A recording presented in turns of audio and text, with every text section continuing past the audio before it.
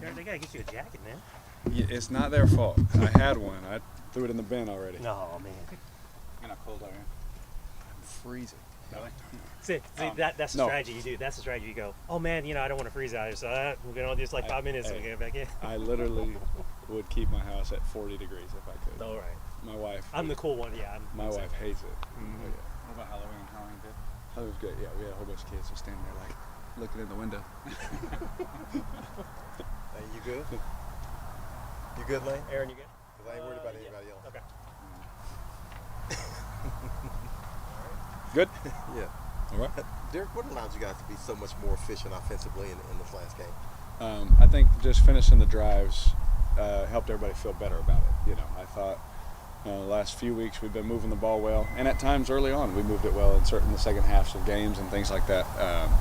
But we finished our drives with touchdowns, and we connect on some big plays that helps too. But it just, when you finish in the red zone, whether you run them in, throw them in, it makes everybody feel better about when you get a lot of yards and move the ball. Was that as much communication as execution, or? Both. I felt that guys, there's going to be times where I miss a throw, or we miss a catch, or we miss a block, or miss a running lane, or whatever. That's football. That's going to happen. But I didn't think that there was many, if all, mental errors. And if we can limit that, now we're not beating ourselves. Now we're competing and we're just trying to win the game. Derek, how would you assess how the offensive line play has been the last couple of games, and do you feel like that's been a big reason why you've been able to operate and do what you need to do with this offense? Yeah, I've always said that my whole career. We're going to go as they go, and that's football. It's always one in the trenches, and our guys, I feel, have played really well the last several weeks, and I think that the better they play, it's going to allow us, AK, myself, it's going to allow everyone else, to play better as well. No, you're good. Go ahead. Please, stop me. What's made them play better? There's been a lot of moving parts this year, and anyone who's ever played offensive line, they would tell you. I wouldn't know. I was always one of the smaller kids, so I didn't get to. But they would always tell you that communication and being on the same page, seeing the same looks, us going in combination together, passing a game off, it's different with every guy. And so the more reps you can get together, with similar guys, similar bodies, that stuff just helps. Dick, how much has Mike Thomas meant to this offense halfway through the season? Obviously, for the last 3 seasons, we hadn't seen a whole lot of Mike, but these first 8 games, he kind of looks like the Mike we're accustomed to seeing. Yeah, I think he's shown what we saw in training camp. He was coming back off the injuries and the rehabs and all that, and Mike has, we've all been so happy with Mike, and what he's brought, his mindset that he's brought in the building. Everyone's just super pleased with Mike and the mentality that he has, and me and Mike talked almost for sure after every game where there's things we think the same way. Hey, we got to do this, and this in practice this week. With the communication with me and Mike has been great, and like everybody in the building has said, they've just been so happy with the way he's come in and approached things, and he's been super productive for us. What do you think that jumbo package you guys deployed can do for you as an offense? Does it set kind of a mentality or a physicality that you guys are looking at? Yeah, absolutely. We have a lot of guys. That's the one thing about our offense is, we don't just do one thing. We can spread them out. We can bring in the big guys and do it that way. We can bring in certain personnel groups, make you think one thing, do another, and that goes back to the talent of the guys in that locker room. That we're able to do so many different things. And so, yeah, when we bring the big guys in, there's a physicality and there's an old school kind of football. Football has spread out so much. So some of the old school guys like myself, when you get back in those heavy formations, we have some experience there, and we kind of like that. You've done a good job of spreading the ball around a lot this year. Is that something as a quarterback that you kind of have to, when you have this many playmakers on an offense, do you have to be conscious of, or does it just kind of happen naturally? No, I kind of like I told y'all when I came. We taught you guys teaching me about the playmakers, and I said, look, I'm going to read plays out, and the ball, we're going to say, wow, he had a great game. And then the next week we're going to be, wow, we had a great game. What's wrong with this guy? What's wrong? Why can't we do? And I just said, like, just the way I play, man, I'm just going to spread them out and leave it up to the coaches to put guys in position, and hopefully I can read them all right and get it to the guy when they're supposed to get it and all those things. But that's just me playing quarterback. Like, if you guys want to get mad, go talk to them. But I'm going to read plays out, and I'm going to throw it to where the ball should go. AK could have 12 catches. Mike, you could have 10 one time. You could get 3 in a row. You could, however it plays out, we have to be able to play that way. That way, as quarterback, you can be free in the decisions that you're making. You guys had some momentum early in the year. Won the first 2, were way ahead in the third one. Just kind of mid-season, kind of getting on a little bit of a roll. Do you see that coming, or? Well, I sure hope so. I like I said before the game last week, I thought we were getting better, and I still think there's room to improve, and I still think the guy's mindset is, yeah, cool, we won, awesome, how do we get better, and I think if we keep that hunger, the teams that I've been on, I was on a team where we had to win our last 3 or 4 games to go to the playoffs, and all the way leading up to that, what's wrong with this, what's doing this, and then boom, we get on a run right at the end, and everyone's happy at the end of the year, but unless you win the last one, nobody's happy, and so, for us, I've seen so many times in this league, you just keep going through the process. It's a long season. It's not a short race. And everyone is in, this kind of process and mentality to get better as fast as they can, so you're playing your best at the end of the year. And so hopefully, that's we'll be one of those teams. Kind of piggybacking on that, is it amazing to you the perception of you and the team on a week-to-week basis, how it changes? I'm sure some of the young guys are probably shocked by it, but at this point in my career, I'm not shocked by it at all. I know who I am. I know what I'm capable of doing, and I'm extremely confident in that. And so we will always gladly take supporters, and anyone who wants to hate on us, we'll give them a thumbs up and say thank you. But my process is not going to change. Is that, do you just kind of accept that's what the NFL is, that every win is a championship and every loss kind of the sky is falling, or do you kind of just kind of as a player not pay attention to that? Well, you look over the years, really in the last, couple decades of professional football, it's like you hire a coach, if they don't win right away, they get rid of them. Do they get time to build their thing? Same thing with rookie quarterbacks. They come in, they don't show it right away, get rid of them. It's like, they cut OTAs, way more in half than they ever been. Training camp's shorter. There's when do we get better at football? When does a coach get to put his, plan and his process in? When does that get to develop? And I don't know what goes on in every building, but I just know the way that the league has been, we've just trained everyone's mind to be now.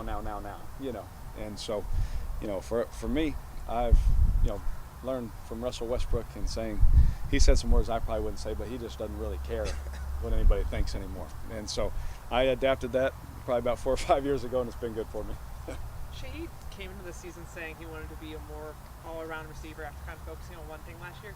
Just from the time you worked with him from OTAs to now, how have you seen that growth development? Yeah, he definitely has some big plays. We don't want to. I want him to keep working, but I want him to keep working on those things he's really good at too. And he's shown to make the big plays, but he's also been someone throughout the season to show that he can run the routes, he can get in and out of breaks, he can make the tough catches, contested catches. Some fast guys, they can do one thing and that's it. Whereas Rashid, I've seen him work in his growth, and I'm so proud of the way he's worked, and I'm so proud of how hard he's worked and overcoming injuries earlier in his career, coming out of college, and then getting an opportunity, and now he's making the most of it. And so just really proud of him, because he's, as you guys know, he's smiling every time. He's super happy, he's joyful, and he works his butt off. So I'm proud of him. How much do you have to adjust as a quarterback when a guy can get down the field that fast? Yeah, so the post that I threw him, when I threw it, I was like, oh shoot, I overthrew it. And then it just hit him in stride, and I was like, everyone's like, great throw. And I was like, yeah, all right, yeah. He went and got that one. And so, for me, I've had, guys like Henry Ruggs, Zay Jones. I'm gonna stop naming guys because some of my fast friends think I'm not talking about them. But, I've had guys where, there is a different level of oomph you can put on a football and trust that they can get there. And he's one of those guys where you can let one rip and you can pretty much trust every time he's going to be there. Can you talk about, you just referenced young quarterbacks in the league, and everybody wants, Tyson Bagent, if he starts this week, an undrafted guy from a tiny school, and he's now in a major market as the quarterback. I know you were thrust in right away. Can you imagine kind of what he's dealing with right now? Oh, man. Yeah, I've been there 10 years ago. You're the young guy. You're just trying to prove yourself. Someone told me when I was young, one of the veterans, like, hey man, just keep your mouth shut, keep your head down, and work. Just prove it to everybody. Prove that you can do this. And I don't know him well, but I'm sure that's what he's doing. Because he's playing really well. He's showing some things that he's shown some promise of what he can be and all those kind of things, and I think he's a good player. And so, again, I wish him the best of luck, except this week. Any quarterback, I want them to have careers they always dreamed of, except when they play us, for sure. But, yeah, I mean, everyone is so quick to, you lose the first 2 games and everyone starts getting their draft predictions ready, and if you're one of those 2 teams that have lost, they're taking a quarterback. You're like, let's finish the year first. Let's see. Let's put the tape out there and let's figure that out before that stuff happens. So, to just generally talk about that point, I think, I was thankful the Raiders didn't give up on me fast. I lost my first 10 games. They could have easily just said, yeah, that's it. They gave me a chance to develop and grow and learn, make mistakes, new coaches, and got to grow in that organization. That doesn't happen all the time anymore, but I'll always be thankful to them for that. Speaking of the Raiders, they made a couple changes. Any thoughts on that? I just feel for them and their family. I've been through it, and this business is so tough that we forget the human side of things, and so, my heart is for Josh and Dave, and, for my friends over there dealing with another change. That's, I lost count how many coaches it was for me at that point, and, there's another change, for those guys to go through, and a new scheme to learn, a new philosophy to learn, and that doesn't make it easy as a player, but, at the end of the day, nobody cares. You just keep it pushing. But I wish Dave and Josh the best, as they know, and I've told them. I wish them the absolute best. So to see that, it's hard. It breaks your heart for their families. But at the end of the day, it's a business, and they know that. They'll be fine. They'll move on. They'll have jobs in this league for sure. Derek, now that you've been his teammate for a couple months, is there anything that's kind of surprised you about Taysom, or anything that's kind of opened your eyes about him after you got the chance to kind of see more things about him? Yes. The one thing I've been surprised about is with how, he's so violent and angry the way he plays, but he's always smiling. So that's the one thing that surprised me. I thought he was just going to be some, meathead, just tough, which he is, tough. Angry, all the time in the game. Taysom is Taysom all the time. And so that was my surprise. But what I saw on the tape when I was studying, to come here and do all those what I saw was a dynamic player that obviously we know what he can do running the ball, but I saw something in the pass game where I was I really think that there's some things that I do well that I think you could do and we could do well together. And to see him kind of, step out and have some career days catching the ball and things like that, that's cool for me too, because, it lets me know that maybe I could be a scout one day. Yeah. Just looking back to Sheet for a second, obviously there's a lot of fast guys in the NFL, but it's often a bit more about how fast can you do complex things and how fast can you run a straight line.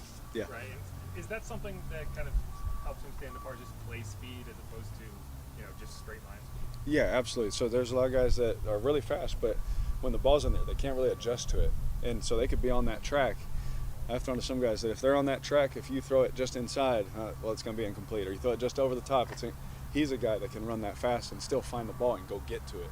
So the elusiveness and the flexibility he has in his hips and the way he can move and track the ball and judge it and still make those catches, I think is what's really impressive about him. The one Taysom threw him. The ability to be running that fast, stop, come back, make a play on that ball, it's really difficult, to do it. The way he made that play just shows you that he's not just a one-line guy, that he's a good receiver. He can move and make those kind of plays.